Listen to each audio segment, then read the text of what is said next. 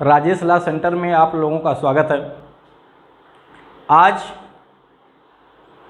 SC/ST act के तहत जब किसी व्यक्ति पर मुकदमा दर्ज होता है तो व्यवहारिक धाराएं वो कौन कौन सी हैं जो तुरंत लागू की जाती हैं, उन्हीं पे चर्चा हम लोग करेंगे। यानी जब कभी किसी व्यक्ति पर SC/ST के तहत या हरिजन एक्ट के तहत मुकदमा दर्ज कराया जाता है तब वो कौन कौन सी व्यवहारिक धाराएं हैं जो अक्सर हर एक SC/ST एक्ट के तहत लागू की जाती हैं। यानी जो व्यवहारिक धारा है वो कौन सी है, क्योंकि इन व्यवहारिक धाराओं के बारे में अक्सर लोग यूट्यूब पर सर्च करते रहते हैं कि इस धारा का क्या मतलब है, लेकिन उनको उसका कोई रिजल्ट नहीं मिल पाता है। इसी बात को ध्यान में रखते हुए मैंने उन व्यवहारिक धाराओं को जो 100 केस अगर SC/ST के कहीं दर्ज हुए हैं तो उसमें से 95 केस में ये धाराएं जरूर लगी रहती हैं।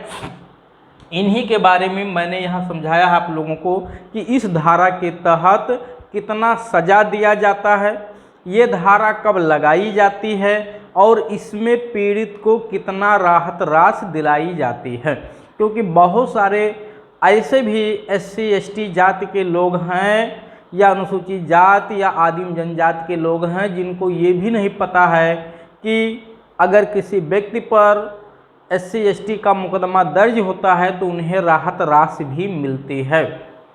क्योंकि हमारे पास कई सारे राज्यों से लगातार फ़ोन आते रहते हैं, चाहे आपका वो पूर्वोत्तर के राज्य हों, पश्चिम के राज्य हों, उत्तर के राज्य हों, उत्तर प्रदेश के दक्षिण के जो राज्य, यानी हर एक राज्य से, ठीक है, मध्य प्रदेश, महाराष्ट्र से लेकर के, ठीक है, गुजरात, राजस्थान, हरियाणा, पंजाब, बिहार, छत्तीसगढ़, झारखंड से ऑलरेडी यानी हमेशा कॉल आती रहती है कि सर हमें ये समस्या है, किसी को फर्जी SC/ST एक्ट में फंसाया गया है, किसी का मुकदमा दर्ज नहीं हो रहा है, मुकदमा दर्ज हो गया है तो उसे पैसा नहीं मिल रहा है, ठीक है। तो कोई पैसा जानने के लिए, कोई धारा समझने के लिए, कोई सज़ा को समझने के लिए अक्सर मुझे कॉल लोग करते रहते हैं। मैं फिर आप लोगों को एक बार कहूँगा कि हमारे यहाँ APO PCSJ HJS की तैयारी के लिए ऑनलाइन एवं ऑफलाइन दोनों प्रकार की लगातार क्लास संचालित की जा रही है। अगर आपको किसी भी प्रकार की क्लास ज्वाइन करनी है तो आप इस नंबर पे संपर्क कर सकते हैं। साथ ही साथ अगर आप SC/ST ये है समाज से आते हैं या आप SC/ST एक्ट लगाए जाने से प्रताड़ित हैं, परेशान हैं या आपको इस तरह के एक्ट में फंसाया जा सकता है, आपको अगर वीडियो में बताई गई सुझाव या जो बताए गए प्रोविजन है वो नहीं समझ में आता है, आप तुरंत इस नंबर पे संपर्क करिए, ठीक है। इस नंबर पे संपर्क करके आप डायरेक्ट मुझसे बात करके अपनी समस्या का समाधान कर सकते हैं। आइए हम लोग सबसे पहले देखते हैं वो कौन कौन सी व्यवहारिक धाराएं हैं, उसी पे चर्चा यहाँ किया गया है, ठीक है। हाँ, एक चीज़ ज़रूर आप लोगों से गुजारिश है कि आप लोग चैनल को सब्सक्राइब करके रखिए। जैसे ही कोई वीडियो अपलोड किया जाएगा उसका नोटिफिकेशन आपको सर्वप्रथम प्राप्त हो जाएगा। लिंक मुझे भेजने की ज़रूरत नहीं है, तो आप लोग चैनल को ज़रूर सब्सक्राइब कर लीजिए और अपने हित मित्र दोस्तों यारों से, ठीक है, उनको भी सब्सक्राइब करने के लिए बोलिए और उनको भी वीडियो शेयर करिए। लाइक करते रहें, लोग कमेंट करते रहें। आप लोग वीडियो को देखते हैं लेकिन कोई कमेंट नहीं लिखते हैं, कमेंट क्यों नहीं लिखते हैं? अगर आपको अच्छा लगता तो कमेंट लिख दीजिए जा करके, 1 मिनट का समय है, आपको कमेंट लिखने में कोई नुकसान नहीं हो जाएगा, ठीक है। आपके कमेंट लिखने से मेरा भी हौसला और अफजाई होता है, हौसला मेरा भी बढ़ जाता है। मैं भी सोचता हूं कि इस पे और बेहतर से बेहतर वीडियो बना करके आप लोगों को कैसे इसका मार्गदर्शन कर सकूं। तो चलिए, हाँ, आप बहुत सारे लोग ऐसे हैं जो SC/ST का वीडियो देखते रहते हैं लेकिन वो ना तो चैनल को सब्सक्राइब करते हैं ना ही वीडियो को लाइक करते हैं। कम से कम आप चैनल को सब्सक्राइब कर लीजिए, वीडियो को लाइक करके शेयर कमेंट इतना कर दिया करिए आप लोग देखने के बाद, ठीक है। कोई फीस आपसे नहीं ली जाती, आप लोग इस नंबर पे संपर्क करके, ठीक है, अपनी समस्याओं का समाधान करते हैं। मैं उसके लिए कोई फीस आपसे नहीं लेता हूँ, यहाँ तक कि कॉल की ऐसे आप जो कहीं भी जाएंगे कोई परामर्श लेंगे तो उसका अलग से आपको चार्ज देना पड़ता। तो कम से कम आप लोग इतनी मदद तो कर सकते हैं कि चैनल को सब्सक्राइब करके वीडियो को लाइक शेयर कमेंट कर सकते हैं, जिससे ये हर भारतवर्ष में रहने वाले हर एक व्यक्ति के पास पहुँच जाए जो इस समस्या से ग्रसित हैं। आइए देखते हैं वो महत्वपूर्ण धाराएं कौन कौन सी हैं। सबसे पहले धारा 3, ठीक है, SC/ST की धारा 3 ही हमेशा लगती है, ध्यान रखिएगा। 1000 केस में 999 केस में अगर SC/ST एक्ट कहीं लगा है तो उसमें धारा 3 ही लागू की जाती है, क्योंकि मेन धारा 3 ही है, ठीक है। तो धारा 3 में 2 उपधाराएं हैं, आप समझ लीजिए। धारा 3 को 2 उपधारा में बांटा गया है, उपधारा 1 और उपधारा 2। तो कभी कभी उपधारा 1 के आरोप लगते हैं, कभी कभी 2 के भी लगते हैं, कभी कभी दोनों आरोप लगा दिए जाते हैं। तो धारा 3 की उपधारा दा, जिसको इंग्लिश में आर कहते हैं, धारा 3 की उपधारा 1 का धा, जिसको इंग्लिश में एस कहते हैं, धारा 3 की उपधारा 1, जिसको हिंदी में ना कहते हैं या इंग्लिश में टी कहते हैं, धारा 3 की उपधारा 1 का फा खंड, जिसको इंग्लिश में वी क्लॉज कहते हैं। ये धारा बहुत व्यवहारिक है। साथ ही साथ धारा 3 की उपधारा 2 का वी का, या इंग्लिश में इसको वीए भी बोलते हैं, ठीक है। ये 2016 में धारा जोड़ी गई है, 2016 से पहले वीए धारा नहीं थी। तो ये व्यवहार में बहुत यूज होती है धारा 3(2) बी का, 3(2) बी का या 3(2) का वीए भी इंग्लिश में इसको बोलते हैं। और 3(1) दा खूब लगती है, धा भी लगती है, हमेशा दा और धा तो जरूर लगती है, और वीए लग जाता है। दा धा वीए तो अक्सर लगता है, ना और फा कभी कभी लगता है, लेकिन दा धा और वीए ये अक्सर लगता है। आइए हम लोग इसी को समझते हैं, जरा समझिएगा। अगर किसी SC/ST जाति के व्यक्ति को, यानी कोई अनुसूचित जाति या अनुसूचित जनजाति, जिसको आदिम जनजाति कहते हैं, कि व्यक्ति को इस जानते हुए कि ये अनुसूचित जाति या जनजाति व्यक्ति ही है, इसी आशय से उसको किसी पब्लिक प्लेस जैसे गांव में, ठीक है, पब्लिक स्थान पे, चौराहे पे, रोड पे, सड़क पे, बाजार पे, घाट पे, तालाब पे, ठीक है, कुएं पे, इस जगह के खलिहान पे, ठीक है, खेतों में, ठीक है, यानी खेत के आसपास में जहाँ से सड़क गुजरी हो, पब्लिक प्लेस पे जहाँ हर कोई व्यक्ति आसानी से आ जा सके, जिसको कोई रोक ना हो, ऐसे स्थान पे, मेले में, ठीक है, जानवर बेचने ले गया है वहाँ पे, पब्लिक प्लेस पे, चरागाह पे जानवर चराने ले गया है वहाँ पे, शमशान घाट पे, ठीक है। तो ऐसे पब्लिक प्लेसों पे लिखा है लोक स्थान पे उसे अपमानित या धमकी दिया जाना, यानी लोक स्थान पे क्या किया जाता है, ये जानते हुए कि यह व्यक्ति SC/ST जाति का है, उसे अपमानित करना, ठीक है, और उसे धमकी देना। किस बात की धमकी?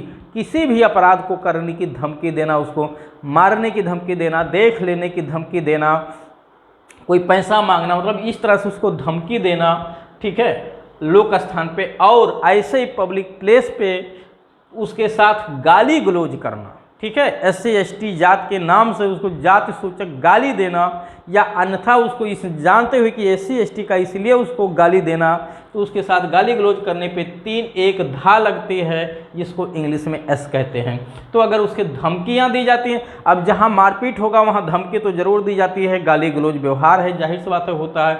इसके साथ IPC की धारा, इंडियन पेनल एक्ट की धारा 504 गाली गलौज के लिए और 506 धमकी देने के लिए भी लगाई जाती है। तो IPC की धारा 504, 506, SC/ST की धारा 3 की उपधारा 1 दा या 3(1) का धा या आर या एस जिसको कहते हैं, ये भी लगाई जाती है, ठीक है। साथ ही साथ 3(1) ना और फा कब लगता है, यानी टी और वी कब लगता है, जरा देख लीजिए इसको भी। ये भी व्यवहारिक धारा है थोड़ी सी।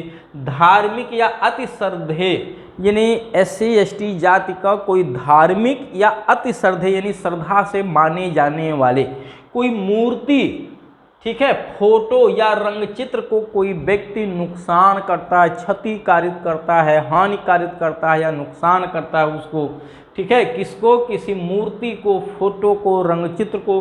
तो जैसे बाबा साहब भीमराव अंबेडकर जी का अगर मूर्ति कहीं लगा हुआ है, ठीक है, और उसको तोड़ा जाता है, तो मूर्ति को तोड़ना हो गया, फोटो लगा हुआ है उस पर रंग फेंकना, फाड़ना, रंगचित्र बना हुआ है उसको नुकसान करना, ठीक है, धारा 3(1) ना का मुकदमा बनता है।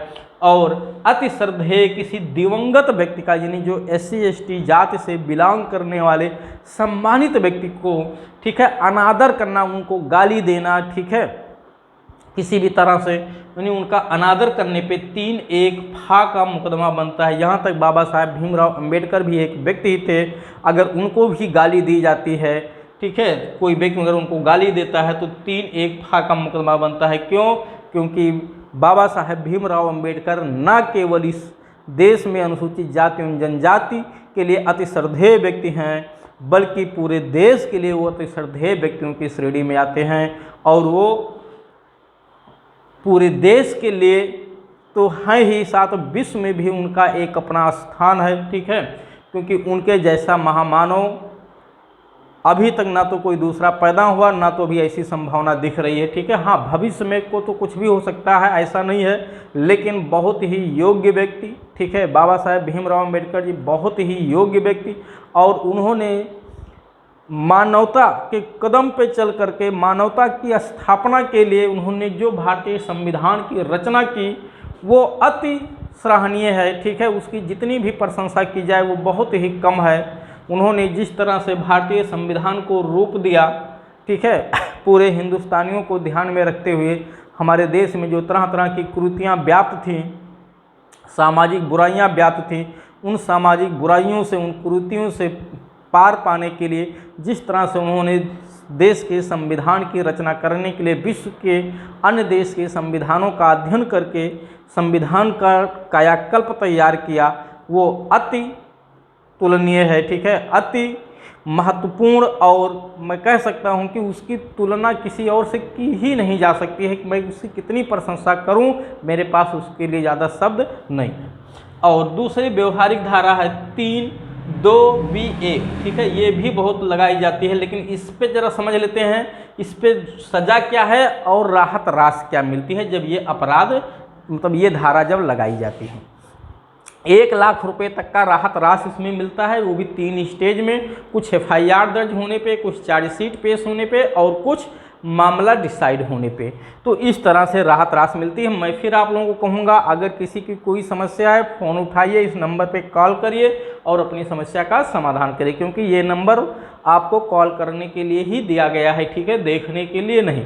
लेकिन जो मैंने आप लोगों को, ठीक है, आप लोगों से सिफारिश किया, गुजारिश किया है कि आप लोग चैनल को ज़रूर सब्सक्राइब कर लीजिए वीडियो को देखते हैं तो, और वीडियो को लाइक शेयर कमेंट भी करते रहिए, ठीक है। इसमें आपका भी फ़ायदा है, साथ ही साथ मेरा भी हौसला अफजाई होता रहेगा, क्योंकि यदि आप चैनल को सब्सक्राइब करेंगे, जैसे भी कोई नोटिफिकेशन इस पर अपलोड किया जाएगा, कोई वीडियो अपलोड किया जाएगा, उसका नोटिफिकेशन तुरंत आपके पास पहुँच जाएगा।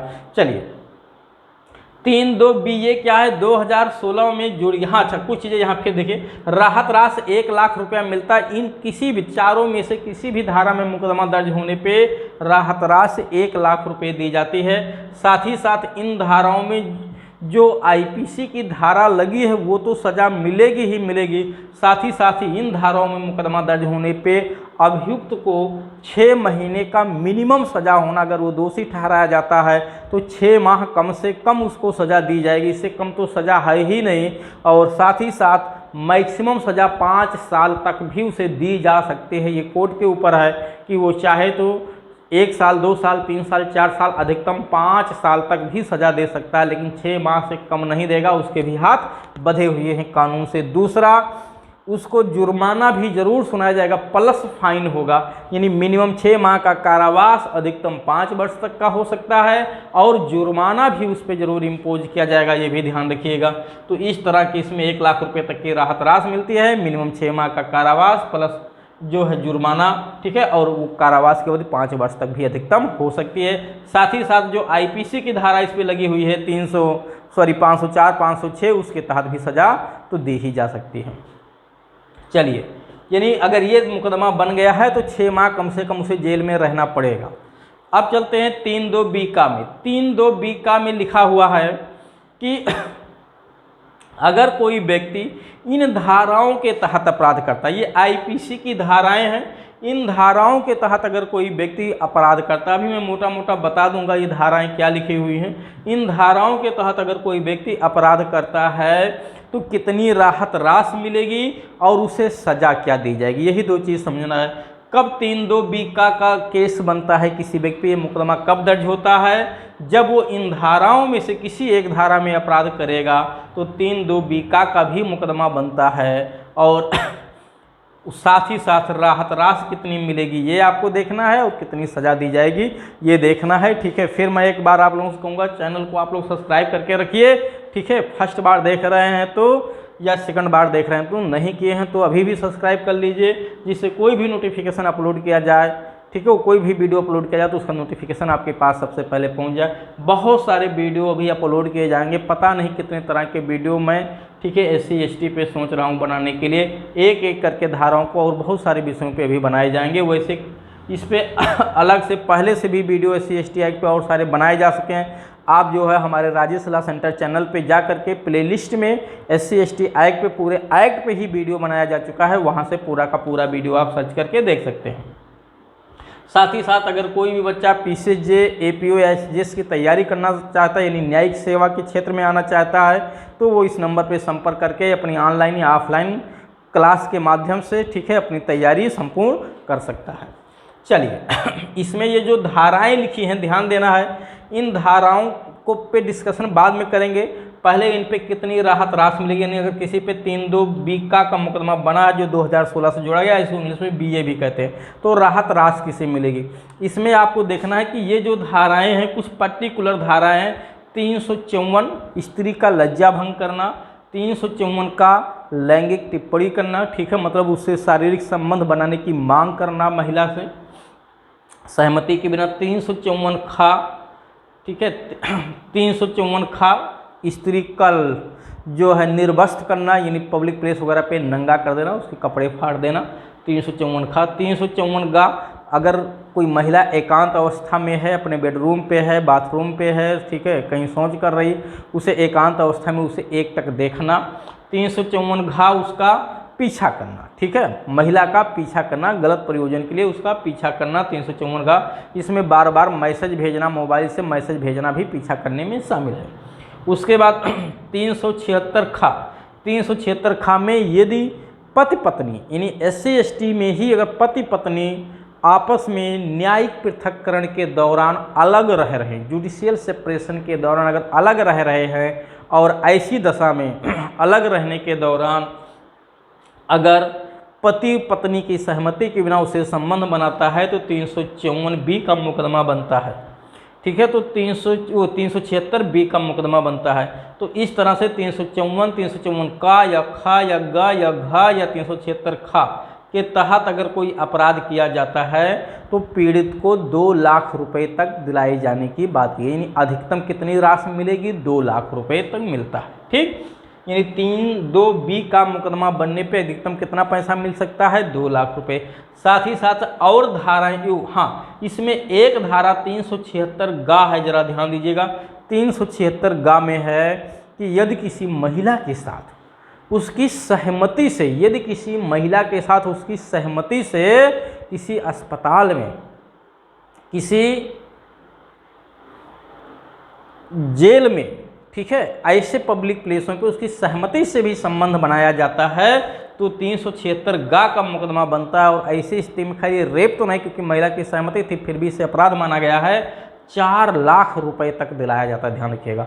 अगर अनुसूचित जाति एवं जनजाति महिला के साथ पब्लिक प्लेस पे, अस्पताल में, जेल में, हॉस्पिटल में, ठीक है, कोई संबंध बनाया जाता है उसकी सहमति से भी, तो भी ये अपराध होता है 376 गा का, और उसको मैक्सिमम 4 लाख रुपए तक दिलवाया जा सकता है। और जिन धाराओं में मैंने राहत राशि नहीं लिखी, यानी इधर की सारी धाराएं, इधर की सारी धाराएं, ये सारी धाराएं, और 509 स्त्री का अनादर करना, इन धाराओं के तहत मुकदमा दर्ज होने पे उसे अधिकतम 2 लाख रुपए तक दिलाया जाता है। इस राहत राशि में फेरबदल भी किया जा सकता है, लेकिन इन धाराओं में 2 लाख रुपए से कम नहीं दिलाया जाएगा। 376 गा में भी 4 लाख से कम नहीं दिलाया जाएगा। शेष धाराओं में भी 2 लाख तक दिलाया जा सकता है, लेकिन अथॉरिटी चाहे तो उसमें परिवर्तन कर सकती है। अब ये धाराएं में सज़ा क्या मिलेगी, इन धाराओं में मुकदमा दर्ज होने पे जितनी सज़ा यहाँ लिखी हुई है वो सज़ा तो उसे ही दी जाएगी, प्लस जुर्माना जरूर होगा, ये ध्यान रखिएगा। यानी इन धाराओं में मुकदमा दर्ज होने पे इसमें जो सज़ा दी गई है वो तो दी ही जाएगी। अगर कहीं जुर्माना ऑप्शनल है तो भी जुर्माना कंपलसरी होगा। जुर्माना इन धाराओं में मुकदमा दर्ज होने पे ज़रूर दिया जाएगा और जो सज़ा इन धाराओं में लिखा है वही सज़ा दी जाएगी, उससे ज़्यादा इन कारावास नहीं होगा। तो इस तरह से आपने समझ लिया कि ये धाराएं क्या हैं। अब इन धाराओं में क्या क्या चीज़ें आती हैं ज़रा देखिए। इन धाराओं में जो चीज़ें आई, सबसे पहले लिखा है 120 का, यानी देश के विरुद्ध ठीक है अपराध करने का देश के विरुद्ध युद्ध करने का षड्यंत्र करना 120 का। 120 खा उसी से जुड़ा हुआ है 141, 141, 148 तक, यानी विधि विरुद्ध जमाव करना। ठीक है, विधि विरुद्ध जमाव का सदस्य होना, बलवा करना, घातक आयुधों से सज्जित होकर बलवा करना। ठीक है, यानी कम से कम इसमें 5 लोग होते हैं जब उपद्रव करते हैं, तब धारा 141 से 148 का मुकदमा बनता है। 217, 319, 320 इसके लिए इधर देखिए, यानी 323 मारपीट करना, 324 भी मारपीट है, 25 भी मारपीट है। हाँ, बस जब ये सिंपल मारपीट होता है तो 323 और 24 का मुकदमा। ठीक है, घोर उपाती हो जाता है तो 325 का मुकदमा बनता है। 326 खा एसिड फेंकने का प्रयास करना, 332, 341, ठीक है, सदोष अवरोध वगैरह है। अपहरण की धाराएं लिखी हुई हैं 359, 363 किडनैपिंग, 365 ठीक है, गुप्त स्थान में अपहरण करके छिपाना, 447 ये सब आपराधिक अत्याचार के लिए दंड है, 506 धमकी देना। ठीक है, किसको, अनुसूचित जाति या जनजाति व्यक्ति को धमकी देने पे इन धाराओं में, ये धारा तो लगेगी आईपीसी की, इस धारा में भी SC/ST का मुकदमा दर्ज होता है। 354 ये सब महिलाओं से जुड़ी हुई धाराएं हैं। स्त्री का लज्जा भंग करना 354, 354 का लैंगिक टिप्पणी करना, उस पर यानी सेक्सुअल संबंध बनाने के लिए उसे प्रपोजल करना, 354 का खा में महिला को जो है निर्वस्त्र करना, खा हो गया। 354 गा में दृश्य रखता है, यानी एकांत अवस्था में कहीं पे हो, जैसे बेडरूम में, बाथरूम वगैरह में, तो उसको देखना, वहाँ से आता है। घा में महिला का पीछा करना, ठीक है, गलत प्रयोजन के लिए। 376 खा पत्नी अगर जुडिशियल सेपरेशन के तहत अलग रह रहे हैं और उस दौरान अगर उससे संबंध बनाया जाता है पति के द्वारा बिना सहमति के, तो 376 खा का अपराध है। 509 महिला का अनादर करना। 376 गा जब महिला की सहमति से पब्लिक प्लेस पे किसी हॉस्पिटल में, ठीक है, या जेल वगैरह में, ठीक है, या अन्य लोक सेवकों के द्वारा जो विधिपूर्ण प्राधिकार रखते हों, सहमति से संबंध बनाना 376 गा का अपराध बनता है। तो ये धाराओं के तहत अगर कोई अपराध महिला के साथ होता है तो वहाँ पे 3(2) बा का जरूर लगेगा SC/ST एक्ट का, और राहत राशि जो मिलेगी वो मैंने आप लोगों को अलग अलग करके समझा दिया। उम्मीद है आप लोगों को अच्छे से समझ में आया होगा। अगर कोई बात नहीं समझ में आती है तो तुरंत फ़ोन उठाइए, ठीक है, और इस नंबर पे कॉल करिए और आप अपनी समस्या का समाधान कर सकते हैं। ठीक है, इस तरह से मैंने कोशिश किया आप लोगों को इन महत्वपूर्ण धाराओं को समझाने के लिए। और अगर किसी की कोई समस्या है आप वीडियो में जाकर कमेंट बॉक्स में कमेंट भी कर सकते हैं। ठीक है, वैसे मैं अक्सर कहता हूँ जब भी आप लोग ये वीडियो देखिए तो कमेंट जरूर करिए हर एक वीडियो पे। अच्छा लगे तो अच्छा कमेंट, नहीं समझ में आया तो बुरा कमेंट ही कर दीजिए। ठीक है, लेकिन कमेंट जरूर करिए और चैनल को सब्सक्राइब करिए अधिक से अधिक लोग। आप अपना भी वीडियो देखिए, अपने जो हित मित्र दोस्त हैं उनको भी अधिक से अधिक शेयर करिए। चलिए अब हम लोग फिर मिलेंगे नेक्स्ट वीडियो में।